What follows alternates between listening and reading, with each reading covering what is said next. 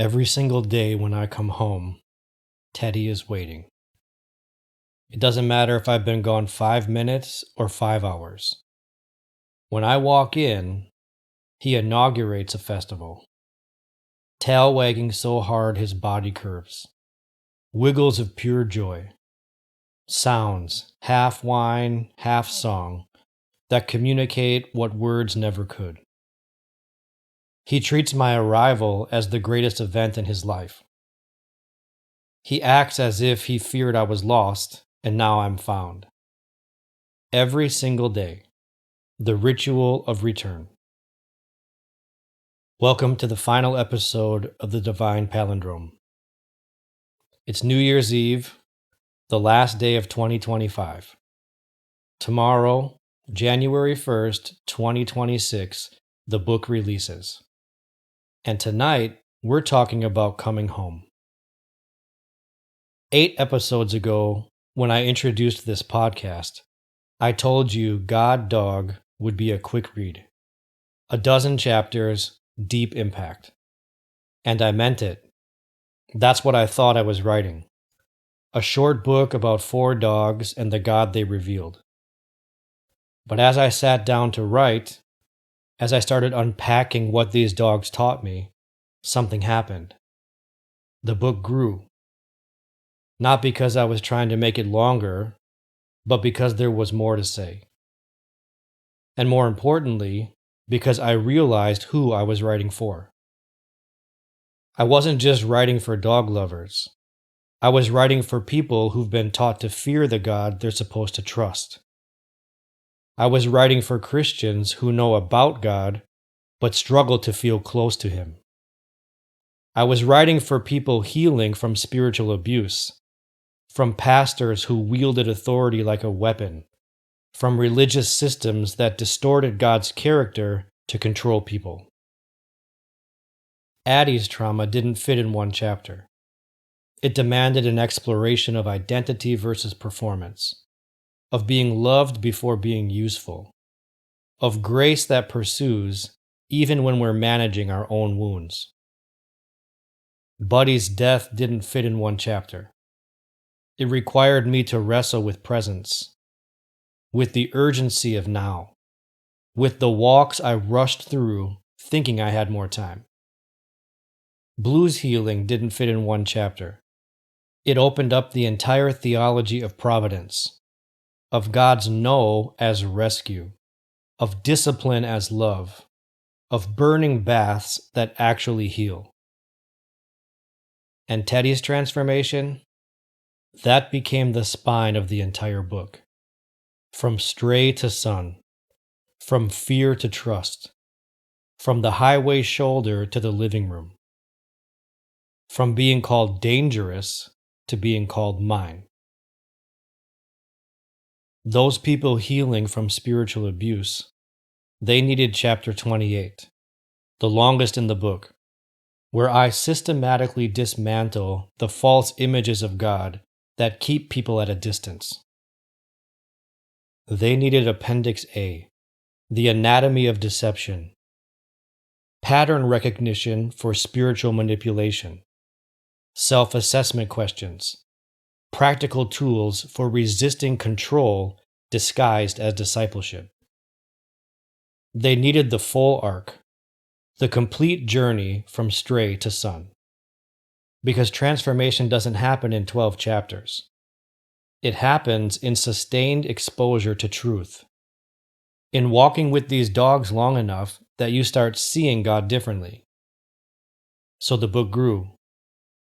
Not to pad it, but to serve it. To give dog lovers a way into theology they didn't know they needed. To give Christians experiential depth beyond intellectual knowledge. To give trauma survivors a safe path back to the God who isn't like the people who hurt them. What started as 12 chapters became a journey worth taking. We know the story. The son takes his inheritance and runs. He wastes it. He ends up in a pigsty, starving, broken, covered in shame. And then he comes home. But while he was still a long way off, his father saw him and was filled with compassion for him. He ran to his son, threw his arms around him, and kissed him. The father runs.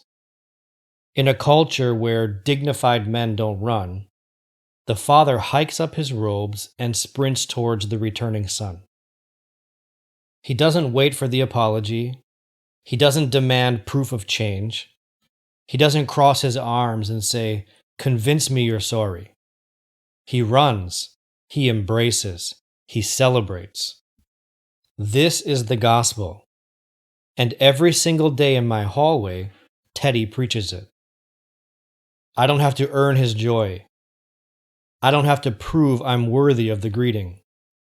I just have to show up, and the festival begins. This is the God revealed in Jesus, the Father who runs, the Master who celebrates the return. The Father doesn't just run to the returning Son.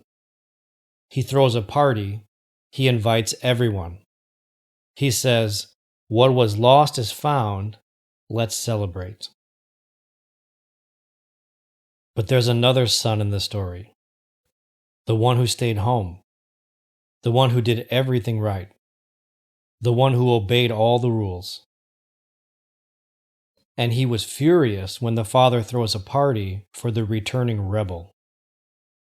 "Look, all these years I've been slaving for you and never disobeyed your orders. Yet you never gave me even a young goat so I could celebrate with my friends." Luke 15:29. Listen to his language. Slaving for you. He was in the house, but not in the relationship. He was physically present, but emotionally distant. I know this tension. I can be physically present with Teddy, but mentally somewhere else. Distracted by my phone, thinking about work, going through the motions of care without actually being with him. God doesn't just want our proximity, He wants our heart. He pursues both sons, the rebel who ran and the religious one who stayed but was distant. In chapter 29, I explore this shift from performance to identity, from slave to son, from earning to receiving. Both sons need the same thing, to stop working for love and start receiving it. Teddy doesn't work for my affection. He just receives it. And in receiving it, he becomes more himself, calmer, more secure, more whole. This is what God wants for both sons, for the rebel and the religious. Stop earning, start receiving. Come home not as slaves, but as a son. This morning, I took Teddy on our usual route here in Texas. Different streets than the one I walked with Addie, Buddy, and Blue back in Wisconsin. Different sidewalks, different parks, different neighborhood. But the same lesson walking beside me.